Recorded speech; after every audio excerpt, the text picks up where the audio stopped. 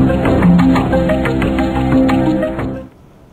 lihat daripada segi tiga aspek. Yang pertamanya perolehan sebagaimana yang disebut oleh Datuk Seri Wahid tadi. Tiga daripadanya yang diutamakan oleh TM ialah perolehan satu, yang kedua pembangunan modal insan, dan yang ketiga dari segi aspek kemasyarakatan. Dari segi perolehan, memang kita cari kaedah-kaedah yang lebih baru bagaimana kita nak bantu pengguna ataupun syarikat-syarikat Bumi Putra.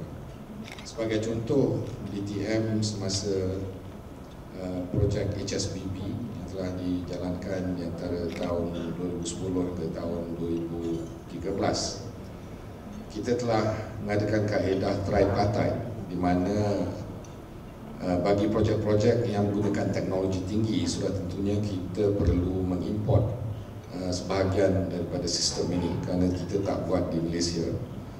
Tetapi bagaimanakah caranya untuk kita untuk memastikan syarikat-syarikat Bumi Putra juga boleh bersama di dalam pembangunan projek ini. Jadi tripartite ini maknanya bukan hanya TM menandatangani perjanjian dengan prinsipal, dia juga mengadakan satu lagi perjanjian di antara prinsipal syarikat Bumi Putra dan juga dengan TM. Dengan cara itu kita dapat mengawal dari segi teknologi transfernya dan untuk menentukan bahawa tanggungjawab prinsipal ini dilakukan dengan mengikut cara-cara yang telah kita tetapkan supaya syarikat-syarikat Bumi Putra yang bersama dalam projek itu dapat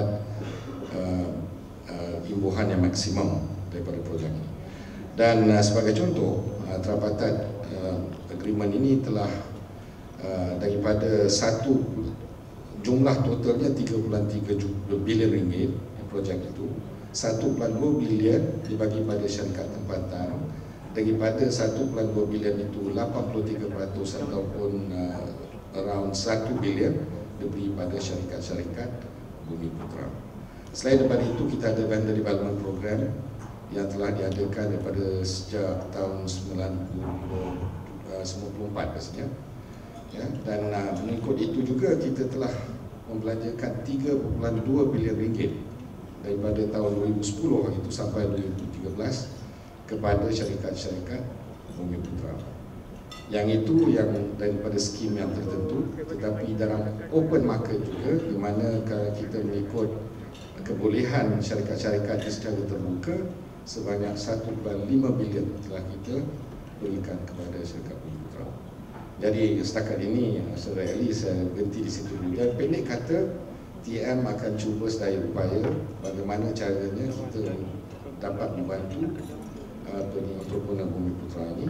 Tetapi sudah tentulah kita juga mengharapkan bahawa dari segi kualiti kerja dan sebagainya, kebolehan teknikal dan sebagainya dapat dipertingkatkan supaya kita dapat benefitnya. Dan kedua, bukan hanya syarikat Bumi Putra, TM sendiri juga akan mendapat benefit daripada program-program ini. Macam mana kita nak bagi rakyat yang pilih kita nampak kesan yang dilaksanakan oleh GLC membangunkan usaha Bumi Putra. Jadi atas sebab itu saya nak cadangkan beberapa cadangan dalam masa singkat ini. Yang pertama, supaya pihak GLC ini tidak terlibat dengan sebarang perniagaan yang bersaing dengan usaha-usaha kayu. Contoh, kita tu tabung haji yang bawa orang pergi Mekah apa semua gitu. Dan dalam masa yang sama, tabung haji juga terlibat sebagai agensi pelancongan. Dan sahabat kita di sini daripada agensi pelancongan ada kat sini, dia orang ada banyak masalah sebab kebanyakannya customer yang ada pada dia habis pergi kepada GLC. Ini salah satu keterlibatan GLC yang kita rasa tidak wajar.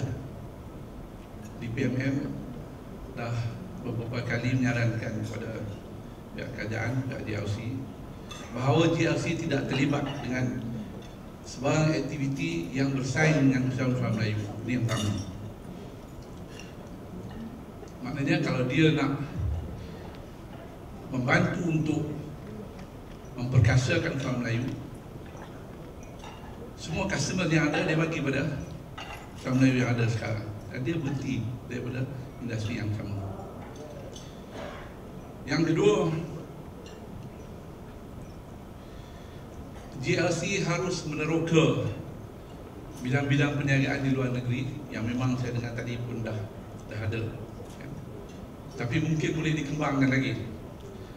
Dan dalam usaha itu GLC seharusnya membawa usaha-usaha Melayu bersama, usaha-usaha Bumiputera bersama.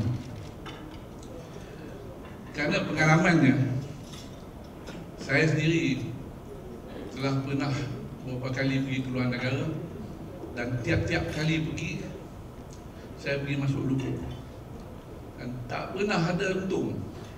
Rupa-rupanya bukan saya saja, GLC pun ada yang kena. So maknanya, kalau GLC nak pergi ke luar negeri, apa yang kita kena buat adalah due diligence yang solid. Macam orang Jepun, bila dia nak pergi mana-mana, kurang-kurang 2 tahun dia pergi duduk tu, dia study suasana masyarakat di situ, dia study budaya di situ, dan baru dia masuk. Kesilapan kami pergi dengan tanpa ada background yang saya sebutkan tadi. So kita kena, GLC pun kena. Dan kalau tak silap saya, apa nama ni, UE yang ada masalah, dan beberapa lagi. Jadi sekarang saya nak sarankan supaya GLC pergi ke luar negara dengan fully equipped, maknanya dengan knowledge yang tepat untuk melabur di luar negara dengan membawa usaha-usaha Bumiputera bersama, insya-Allah.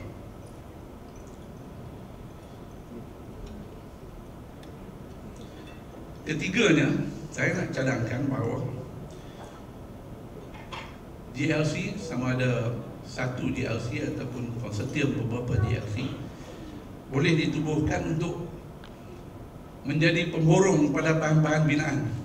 Yang mana tuan-tuan semua tahu bahawa kami dalam industri pembinaan ini sangat bermasalah dari sudut bekalan bahan mentah. Misalnya saya bagi contoh, kalau saya pergi nak beli simen misalnya, saya dapat harga kadang-kadang 5% lebih mahal daripada dengan beli. Ini satu realiti. Sebab itu atas dasar pengalaman kita, maka saya tidak pergi beli sendiri. Saya bawa seorang kawan saya, orang Cina, saya bagi dia beli, kan dia dapat untung, dia dapat kredit lagi. Kalau saya pergi beli sendiri, saya kena bayar cash. Jadi dia pergi, dia dapat kredit mungkin 90 hari, mungkin 120 hari. Perbezaan itu kami share 50-50. Itu yang kita buat. Sampai dah rugi. Kalau GLC berperanan untuk menjadi pembekal bahan binaan, maka kita akan dapat elak daripada masalah-masalah yang dihadapi oleh usaha-usaha Melayu Bumiputera. Satu lagi kaedah yang saya nak sarankan bahawa semua projek-projek kerajaan yang ditender ataupun apa nama ni diberi oleh kerajaan kepada usahawan mestilah mengambil bahan-bahan mentah itu daripada syarikat pemborong yang ditubuhkan oleh GLC, tapi tidak membayar dengan cash, menggunakan seperti kad, macam kad kredit. Bayarannya kerajaan akan bayar kepada itu daripada tolak daripada jumlah kontrak yang diperolehi. Kalau gitu yang kita buat, maka tidak akan ada usaha Melayu yang delay projek. Sebab sekarang delay projek, bos, kita tidak ada cash flow yang baik, kita tak ada kekuatan keuangan. Bila lambat payment, kita ada masalah, projek delay, kena terminate, blacklisted. Nak tubuh satu company ambil masa tahun-tahun, nak punahkan satu company beberapa second saja habis. Okay. So maknanya, walaupun diberi pada saya 5 minit, tapi bila saya pegang ini saya berkuasa. Maknanya saudara, GLC kena buat benda ni. Kalau serius untuk nak bantu usahawan-usahawan lain. Kalau main cerita-cerita saja, itu lain hal lah.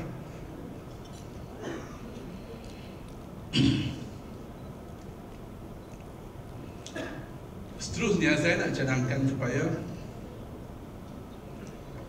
GLC membina satu rangkaian nilai terhadap semua industri yang ada. Industri halal, pencitan, perkilangan, pengangkutan dan bagai-bagai lagi. Ini GLC boleh buat. Seterusnya saya nak cadangkan supaya GLC membantu seberapa ramai usahawan Melayu dalam bidang pembangunan hartanah. Ini satu yang bisnes yang sangat lukratif, yang sangat menguntungkan. Kalau satu projek 100 juta, tuan-tuan bayangkan berapa ramai usahawan Melayu yang kita boleh jadikan milioner. Daripada kontraktornya, supplier raw material, daripada konsultan dan berbagai-bagai lagi. So saya harap Datuk Seri Wahid, saya tengok ambil jaditan, mungkin boleh dilaksanakan segera insya-Allah. Satu lagi industri yang sangat berpotensi yang kita lupa. Kita selalu sebut, tapi sebutnya kita tak buat apa-apa sangat. Iaitu industri halal. Dikatakan bahawa industri halal ni kita ada lebih kurang 2.3 trilion US dollar pasarannya. Bayangkan kalau kita hanya ambil 10%, maknanya 230 bilion every year kita boleh dapat. Tapi kita tak ambil seriously untuk membangunkan industri halal ni secara yang bersungguh-sungguh.